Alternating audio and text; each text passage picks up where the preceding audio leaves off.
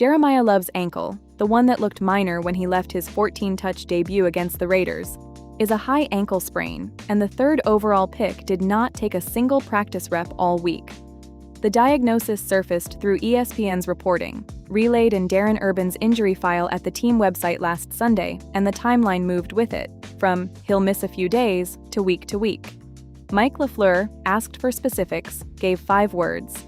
"It's an ankle, we'll keep it at that," per Urban.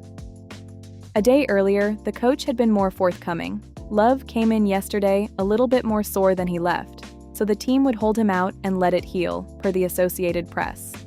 He sat Saturday's game, and the national conversation has already moved to prosecution.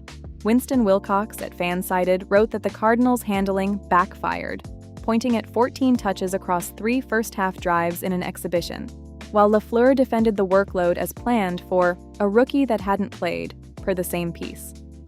The injury is fact. The malpractice framing is opinion, and the same coach sat every established starter he could this week.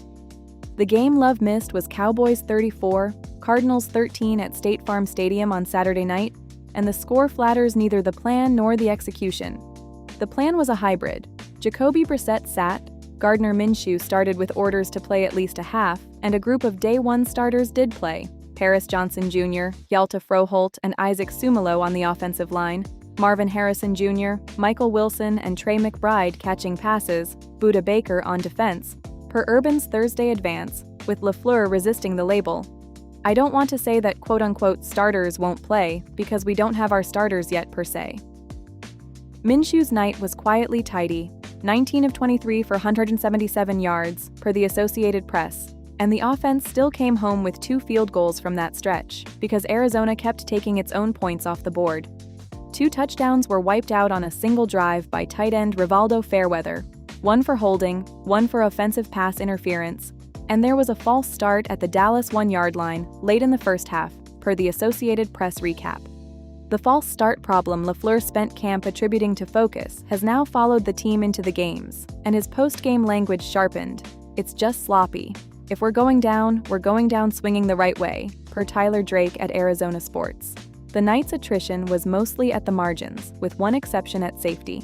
Dadrian Taylor Demerson, already running behind Andrew Wingard in that battle by Drake's Red, left in the first quarter with a rib injury after delivering a hit. Tight end Tip Riemann was out with an ankle issue, and punter Blake Gillikin got hurt in pregame warm-ups, which is how kicker Chad Ryland ended up punting in addition to hitting field goals from 38 and 31 yards, per Drake and the Associated Press. The roster battles still produced signal underneath the sloppiness.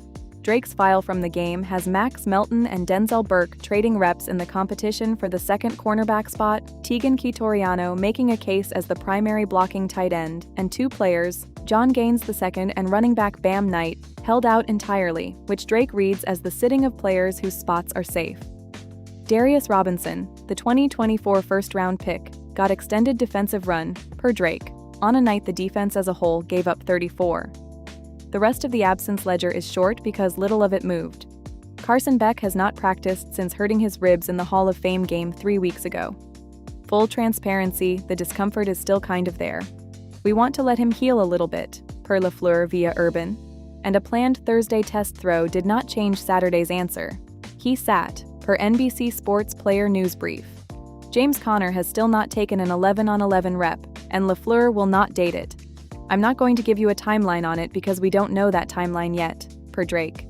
Trey Benson's knee flare-up, per Drake, comes at an awkward moment for his roster standing, which leaves Tyler Allgeier, Knight, and Amari Demercado as the healthy backfield a week before cutdown. Back in July, we previewed Arizona as a positioning year, a season graded less on the standings than on whether Love looks like a 3rd overall pick, whether McBride's target share survives the coordinator change, and whether the quarterback bridge holds long enough for Beck to answer the 2027 question. We have been checking that preview against camp every week, and this was the week the exhibits went missing. The 2 players the year is graded on spent it in the training room while the bridge quarterbacks handled the exhibitions. Nothing in the week contradicts the read.